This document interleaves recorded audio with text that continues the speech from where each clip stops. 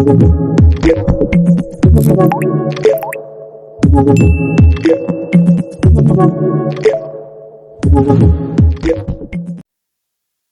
রচিত মঙ্গল সমাচার ২ অধ্যায় ২৩ থেকে ২৮ পদ। পাঠের বিষয় ধর্ম শিক্ষাদানে যেমন মঙ্গলকর্ম সম্পাদনেও তেমনি যিশুর আশ্চর্য ক্ষমতার প্রকাশ। যিশু একদিন কয়েকজন শিষ্যকে সঙ্গে নিয়ে কাফারনাউম নগরে এসে উপস্থিত হলেন। তারপরের বিশ্রামবারে তিনি সমাজগৃহে গিয়ে উপদেশ দিতে লাগলেন। উপস্থিত লোকেরা তার ধর্মশিক্ষায় বিস্মিত মুগ্ধ হয়ে গেল। তিনি তো শাস্ত্রীদের মতো উপদেশ দিতেন না, দিতেন অধিকারপ্রাপ্ত মানুষেরই মতো।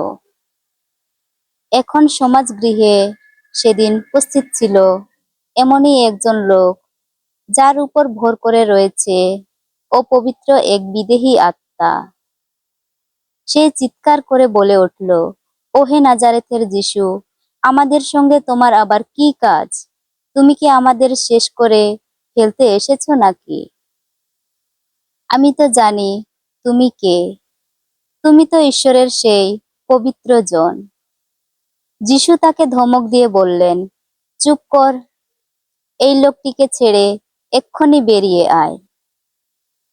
তখন অপবিত্র সেই বিদেহী আত্মা লোকটির সারা শরীরে প্রচন্ড খিঁচুনি ধরিয়ে দিল।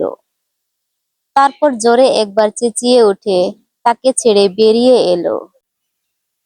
উপস্থিত সকলে বিস্ময়ে এমনই অভিভূত হয়ে পড়ল যে তারা একে অন্যকে জিজ্ঞেস করতে লাগলো, এ আবার কি?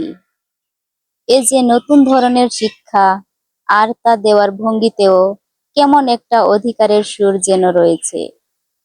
তাছাড়া উনি তো যত অপবিত্র বিদেহী আত্মাকে আদেশও দিচ্ছেন, আর তারা ওর কথা মেনেও নিচ্ছে। সেই জন্যে দেখতে দেখতে যিশুর নাম চারিদিকে সমস্ত গালিলিয়া প্রদেশে ছড়িয়ে পড়ল। প্রভুর বাণী, প্রভুর জয় হোক।